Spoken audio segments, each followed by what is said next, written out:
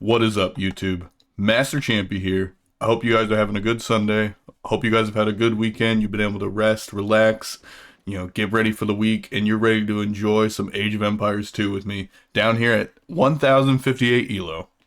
So, I just played this game. I'm recording it now. I'm going to upload it as soon as I'm done recording it.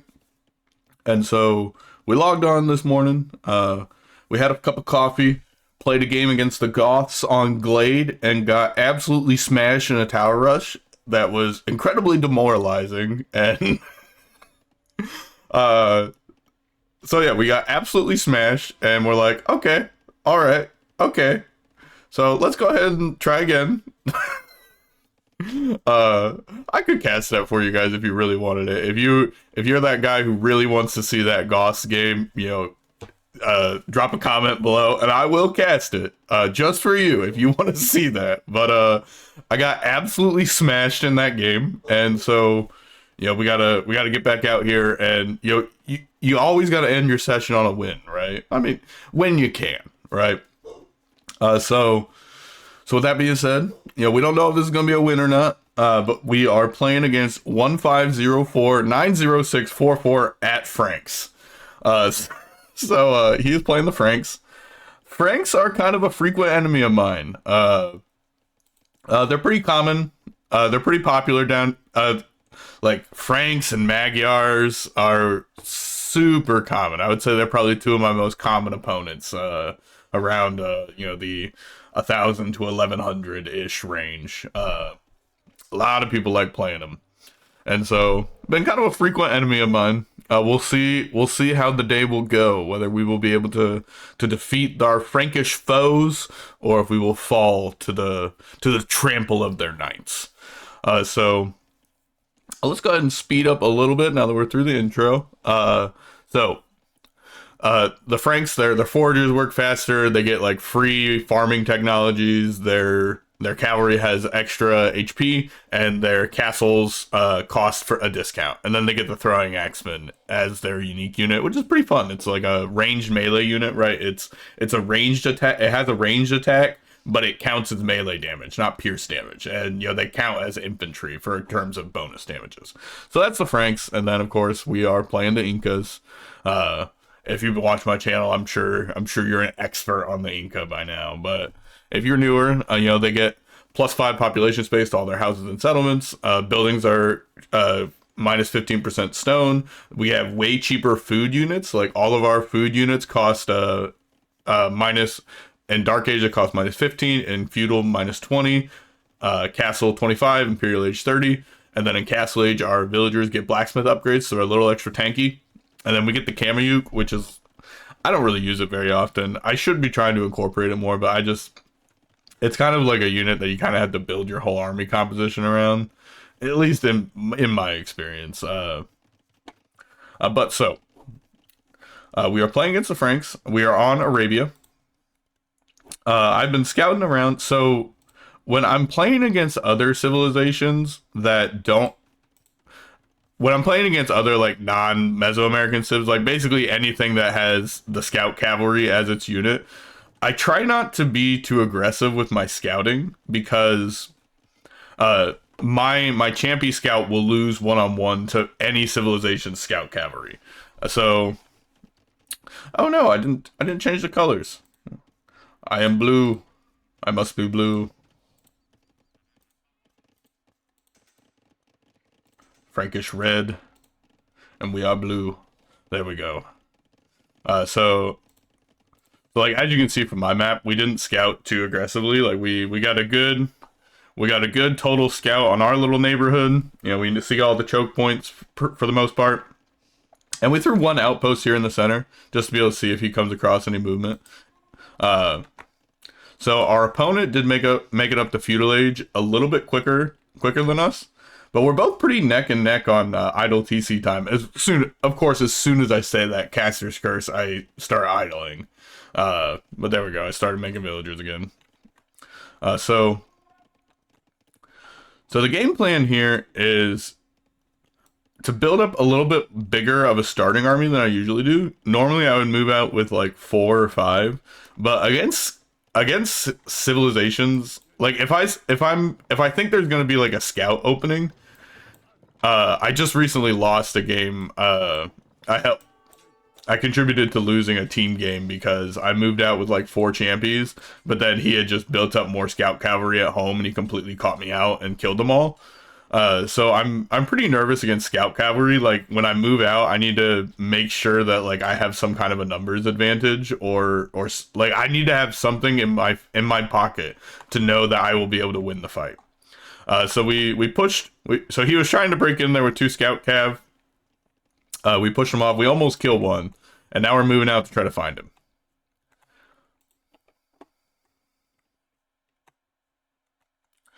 So as that's going on, we're developing our economy. We're throwing down a bunch of farms. I'm spending my resources pretty well. I'm spending my wood pretty well. My opponent's floating a little bit more wood than I am. We're up to... we're pretty much neck and neck in terms of food villagers. So his town center is just north of us, but we're following his scout. We're trying to figure out where exactly he is. We have racked up a little bit more idle TC time. We're up to 1.5 minutes versus our opponent's 28 seconds. Still looking for him. With that villager idle time, our opponent has a little bit of a villager lead. But so, okay, so right here we see the stable. So I know that is a second stable because he's already produced a unit. Right, so I know right now he's on 2 stable, and I'm almost positive he's got some skirmishers in this archery range, based on the fact that he's seen my archers. And yep, we see them. And so we're not going for oh, and we see a 3rd stable here. So his plan is 3 stable knights in Castle Age. That's his game plan. And so we're just trying to like annoy him right now. We're not trying to like break in and find any like game-winning damage at the moment. So our opponent is up to Castle Age right now, but we should be not far behind. We're at almost any second now. Yeah, we have enough to click right now. We just need to do it. Just need to do it. Come on. Come on, Master Champion. You can do it. You click Castle Age. I believe in you. I believe in you, Master Champion. Do it. Do it. There we go. Okay, so we've clicked Castle Age. So we're about a minute behind. While we're here and we have like the map control, we're gonna throw down. We're gonna remember that we can build the outpost, so we throw down an outpost here. It doesn't see very much right now, but when we hit Castle Age, it's gonna see even more. And then when we get so see our archers are sneaking in here, annoying his wood line, and we go ahead and back off. We don't want to die to skirmisher. We don't want to lose archers to skirmishers for free. So we see that he hits Castle Age. We know for a fact his plan is 3 stable knights. We've seen all of his stables. So now we throw an outpost here just to be able to see what's going on, and we retreat home. Right, because we don't want to get caught out on the map and cleaned up. We want to keep these units alive to be able to defend us. Right, so my plan here is really just to kind of grind him down in a way. My plan is not to necessarily go for aggression. My plan here is to try to counter his aggression, right? My opponent wants to get out. He wants to be aggressive. I know my opponent wants to be aggressive because of the 3 stable knights. He's not going to be able to go 3 TC boom and 3 stable knights. Like and as we can see, he's investing all these resources into the technologies for it. He's already up to 5 knights right now, but we are going 3 barrack spears to counter his knights. And we're also going to add in more crossbows. We're going to add in archers. We're going to upgrade them to crossbow. We're getting fletching. So we just hit Castle Age, right? We got fletching. We're getting archer armor. We're getting pikeman upgrade. We're getting squires. We're getting archer armor. We're getting the wood upgrade. So we're building up a perfect counter army to his. So that's our game plan at the moment. And right now it is currently 40. We're starting to take a little bit of a villager lead at the moment. It's 41 to 39. Nothing insane, but it is a slight advantage. And here we move out. We move out because we saw these archers with these skirmishers with the outposts. So that outpost, the fact that it saw this, it's already earned its money. And so we divert course to catch them, because I know that they're going to be walking through like this path, and yep, there they are. So he's only built 4 skirmishers. We're going to clean those up, easy peasy. He's got these knights here, and he doesn't want to fight these spears. He does not want to mess with the spears. We're getting Champion Warrior upgrade. The plan is just to like mix a few in. So he brought this builder forward because he was trying to go for a cheeky little forward siege workshop. But the outpost, like, it saved our butt. So that is why I love the outpost. That is why I love adding on the outpost. Honestly, it's one of my favorite parts about Inca. The fact that you can build the outpost with the champions and be able to just like like you can take map control, right? You can build like an intimidating army that they can't really fight into, and then just as you roam around, right, you can just build the outpost. Like, I love it. It's one of my favorite parts of the Inca. So see, he's going for another siege workshop here that is spotted by this outpost. And my opponent's just letting here for free. And we're gonna take a fight on the hill.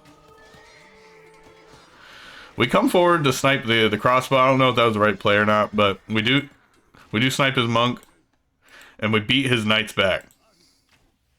I think sniping the monk was a good play. I do think it was. And so we're not gonna waste a bunch of time chasing him.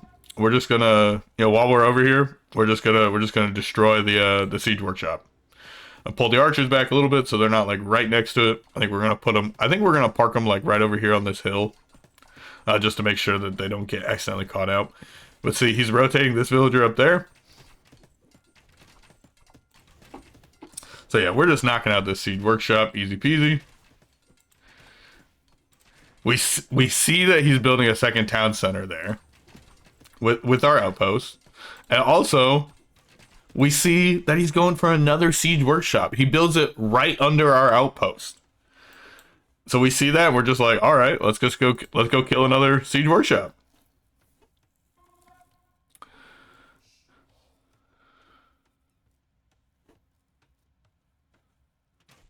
Our opponent has not built any more skirmishers. He's just building pure knights at the moment. He's up to 14. We don't know exactly how many he's built yet. But yeah, see, we're gonna get a doubt siege workshop. Meanwhile, at home, we're still producing some units, not a ton, but we're producing units still at home. We're gonna send this group of reinforcements over. Meanwhile, we split off one champy to come over here and build like an outpost for like another sneaky attack over here, and he's chilling over here. Hopefully, we'll remember he exists at some point. But so like for us, we've added on a second town center. We're adding on our third right now at home.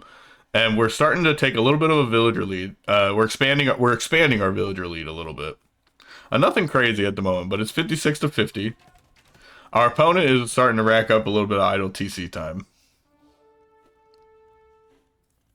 But meanwhile, we can see 17 knights over here.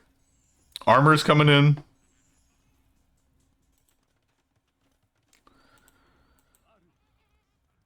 We have 16 pikes, 4 champions, and 9 crossbows here.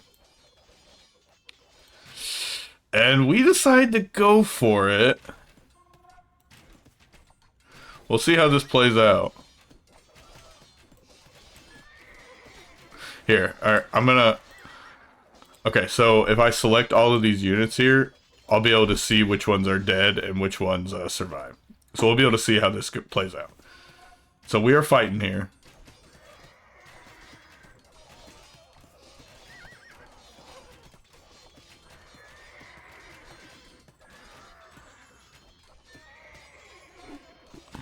So he's going to catch these crossbows out. So overall in that fight, we traded all of the pike. We traded 16 pikes, 4 champion warriors, 4 crossbows, 5 crossbows for like 8 knights. But we're going to lure some out here, and we're going to catch them out, and we're going to clean them up.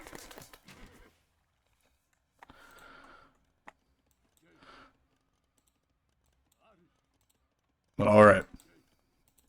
So we beat him back. I think that is... No, we still got this warrior chilling over here. We got this one that came over here. These guys could be a little bit more active. They could be building a couple more. Like, I would love to have an outpost, like, right here. And another one, like, right over here. To be able to, like, fully cover this side. And then I definitely would like to have, like, maybe, like, one outpost here. And then, like, maybe, like, one outpost over here. Meanwhile, we see another siege workshop going down. Our opponent's getting attack upgrades. We're adding on a second archery range to add a little bit more support. We're sitting on a little bit of gold right now. We're starting to spend it down now.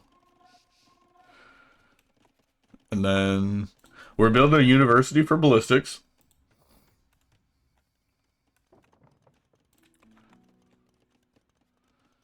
But yeah, we're just spamming out some pikes, mixing in a couple of little like champy warriors every now and then in case he decides to go for like some pierce, like, you know, some crossbows or like some skirmishers or something. You know, it'll help just give us a little bit of support. But primarily we want mostly pikes. But see, we got a big push coming in. We got 18 knights coming in. And he goes ahead and backs it up. He's going for a castle here. Cancels it. And decides to go for a forward castle. Bodkin just came in. We do not have ballistics in. So we see the villagers and we know that like this is just kind of like a make or break. We got to fight this.